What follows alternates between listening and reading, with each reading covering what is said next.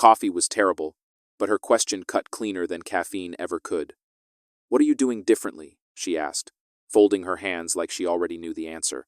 I stared at the rim of my paper cup, then said it out loud for the first time. "I think I've softened so much I stopped being taken seriously." She didn't argue, just nodded once, like a surgeon confirming the break. We sat at a corner table in the old lobby of the Marriott on 11th, half lit, half forgotten. I told her everything. How I'd started padding every recommendation with disclaimers, asking for buy-in on decisions that used to be mine. How I made myself endlessly available, said yes to meetings with no purpose, gave feedback like a suggestion instead of a standard. She listened without flinching.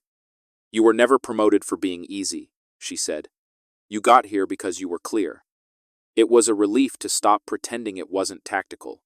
Over the next hour, we named each mistake in full light. 1. I'd been apologizing for my expertise. "Sorry, quick thought," was my most used phrase last quarter. 2. I over-explained everything, mistaking detail for credibility. 3. I sought permission instead of informing. 4. I shrank in conflict, paused, backpedaled, let others decide. 5. I prioritized likability over clarity, especially with my peers. 6. I let interruptions go unchecked, like it was my job to make space for everyone but me. We built a 90-day plan. Each mistake took 2 weeks. Tactical corrections only. No self-help mantras, no pep talks. Just small, specific shifts and a repeatable cadence. If you've ever caught yourself shrinking to fit someone else's comfort, drop a, "We're not broken, we're just recalibrating." The third interruption wasn't the loudest, but it landed the deepest. I had just finished outlining the revised forecast model, 4 weeks of work condensed into 3 clear priorities, when the VP leaned in, cut across my sentence, and redirected the room to Chris. "That's aligned with what Chris floated last month, right?" he said. Chris blinked. I didn't correct him. No one else did either. I kept my expression neutral, hands still on the table, not clenched. The numbers in my head didn't stutter, but the silence in the room told its own story. Across the glossy walnut surface, 12 people shifted in their chairs, none of them looking at me. I noted it, like I'd been noting every unchecked interruption, every time someone repeated my point louder, every comment redirected to someone with a deeper voice. 6 months of data, not in a spreadsheet. In men, the violation wasn't new, but the contrast was. I used to command these rooms. I was the one they waited for. The one who closed loops, set timelines, cut noise. Now I spoke with precision, but it landed like a suggestion. I hadn't gotten less competent, just less visible. After the meeting, I sat alone in my office with the door shut. The forecast slides still glowed on my laptop, untouched. I replayed the moment he gave my work to someone else, like it was a relay baton, and no one questioned it, not even used to fill the space. So why was I shrinking now? That night, I didn't pour a drink or scroll emails. I opened the folder on my desktop labeled Meetings, Raw, and clicked play. For months, I'd been quietly recording our exec sessions, half habit, half insurance. But this time, I wasn't listening for what they said. I was watching myself. In the lower corner of the Zoom frame, I saw it clearly, the way my shoulders curled when I spoke, the way I tilted my head, softened my tone, filled silence with qualifiers. Just to add, quick thought, sorry if this is redundant. I didn't sound uncertain, but I sounded smaller, like I was trying not to take up too much space. At first, it stung, then it clarified. They didn't take my respect. I gave it away. One mistake at a time. Not all at once, but slowly, tactically. I had adapted in the wrong direction. I built my career on clarity, but somewhere between the last promotion and the last performance review, I started whispering. I counted 6 patterns, repeated, avoidable, reversible, tactical errors, not character flaws. And if I could name them, I could fix them. 4 years ago, I didn't wait to be asked. I led the $2.3 million launch that pulled our division out of red, ran 3 cross-functional teams, and spoke last in meetings because I knew how to close a room. When problems escalated, people came to me. Not because I was warm, but because I was right. I wasn't rude. I was clear. And then I got promoted. SVP, bigger scope, bigger salary, and, quietly, bigger expectations to soften. The shift started with one line of feedback during a skip level. You're strong, but a little intense for the C-suite. That was from my former boss, now long retired. I remember nodding like I agreed, then spending the next 18 months dialing myself down. I called it being collaborative, but really, I was deferring. I started asking, is this okay with everyone? Before making decisions. I padded hard feedback to protect feelings. I stopped defending my calendar. I let a half-built deck get revised 3 times by people who didn't understand the strategy. Every compromise chipped away at the woman I used to be. And now, it showed. I was technically on the shortlist for CFO, but the VP had been lobbying for his protege for weeks. Young, agreeable, visibly coached. I saw the maneuvering for what it was. He knew I had the experience. But he was betting I wouldn't fight for the seat. I hadn't so far, but that was about to change. I didn't dress it up when I texted her, just said, "Can we talk? I'm losing my edge." She replied in 5 minutes. "Same place as last time. Black coffee still?" We met at the corner cafe near the old office, the one with mismatched chairs and the chipped tile floor. I told her everything, how I felt muted in rooms I used to run in, how the VP cut across me like punctuation, how I couldn't remember the last time someone deferred to my judgment without needing it translated first. She listened, but didn't let me spiral. Instead, she asked one question. "What are you doing differently?" I paused, then admitted it. Everything. She pulled out a pen and wrote on the back of her receipt while I talked. Not to rescue me, to diagnose. By the end of the coffee, we had 6 clear patterns. 1. Apologizing for my expertise. 2. Explaining to prove worth. 3. Seeking permission instead of informing. 4. Shrinking in confrontation. 5. Prioritizing likability over clarity. 6. Allowing interruptions without consequence. I called them mistakes. She called them tactical missteps and fixable. We built a 90-day reset. Each mistake would get 2 weeks. Specific behaviors, measurable corrections, no moral judgment. Just muscle memory, rewired. She didn't promise I'd get the CFO role. She promised I'd get my voice back. If you've ever caught yourself shrinking to fit someone else's comfort, drop a "let's fix this together." The first change lived in my draft folder. Weeks 1 through 3. I deleted 47 near apologies before hitting send. "I'm sorry, but" became "here's the update." "Just wanted to check" became "following up." Each edit was small, surgical. But by Friday of week 3, my emails read like they came from someone in charge, not someone asking for space. Mistake 1, interrupted. Mistake 2 took longer to unlearn. For years, I'd believed that 10 minutes of context made me sound prepared. It made me sound nervous. In week 5, during a client pitch for a 6-month licensing agreement, I kept it to 3 sentences. 1 problem, 1 insight, 1 recommendation. The call lasted under 20 minutes. We got sign-off in 48 hours. The last 2 times I pitched that scope, we went into holding patterns. I used to think silence from the client meant they needed more. It actually meant they already had too much. Week 6, I stopped waiting for approval on what I was hired to decide.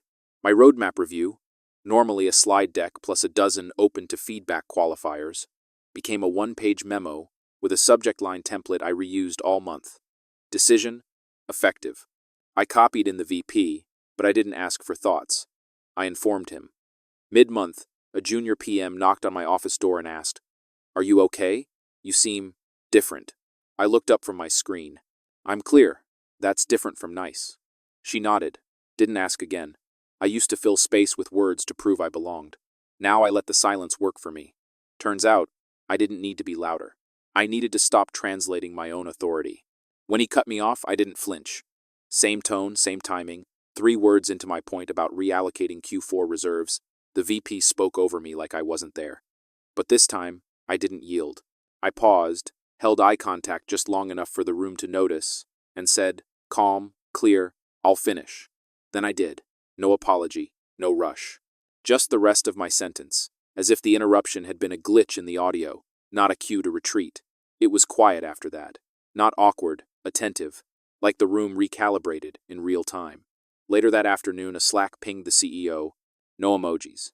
Just. That's the leader I promoted. Mistake 4 corrected. I didn't shrink in confrontation. Mistake 6, too. I stopped absorbing interruptions like they were part of the job. The shift wasn't loud, but it was absolute. Two peers who used to sideline me in working groups started looping me in before finalizing proposals. One even prefaced his update by asking, "Do you want to lead on this, or should I?" It wasn't respect born of fear, it was recognition, a recalculated weight in the room. The VP didn't lash out, he just looked off balance, like he'd grabbed the steering wheel and found it no longer turned the car. I don't think he was threatened, just disoriented. He was used to my compliance. He didn't know what to do with it. I didn't raise my voice. I just stopped lowering it, and that was enough to shift the room. By week 9, the performance issues on my team were too visible to ignore, and I stopped trying to smooth them over. One of my directors had been missing deadlines for 2 quarters. Before, I would have spent hours shaping the feedback to preserve the relationship, spacing it out to manage optics. This time, I documented everything: missed deliverables, cross-functional complaints, resourcing impacts. HR required 2 formal conversations before a PIP. I gave one, direct, actionable, on record. He left the meeting pale and quiet. 2 days later, he told a peer I was not a team player anymore. I didn't correct him. Clarity isn't always comfortable. Week 10, I stopped sitting through meetings that didn't respect time. If there was no agenda and it ran long, I left, mid-call if needed. No apologies. I blocked that time for actual work. My calendar showed the shift. 11 reclaimed hours in 2 weeks. Mistake 6 wasn't just about interruptions, it was about containment. The VP noticed, of course. He asked me twice why I'd skipped his open sync. I responded once, via email. There was no agenda. Let me know if there's a decision point next time. He didn't reply. Instead, he went to the CEO and called me difficult, said I'd become inflexible, detached. At home, even my spouse hesitated. "You're not worried you're burning bridges?" I was. But I also knew I'd spent years drowning under other people's comfort. Now, I was finally breathing. The air was cold, but it was mine. When the CEO asked me to stop by, I assumed it was about the VP's latest complaint. I walked into his office, prepared for a performance review masked as a touch point. What I didn't expect was a printed transition timeline already on his desk. "Effective Q1, he said. "CFO track. Still needs board approval, of course. 120-day ramp. 2 finance reviews, succession planning for your seat." I said nothing at first. He studied me like he was still trying to solve something. Then he asked, "What changed? 3 months ago, I wasn't sure you wanted this." I didn't show gratitude. I didn't downplay the moment. I answered plainly.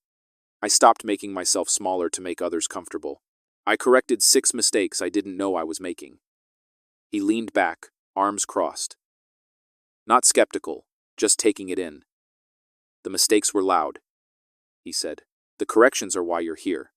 There was no dramatic pause, no handshake, just clarity.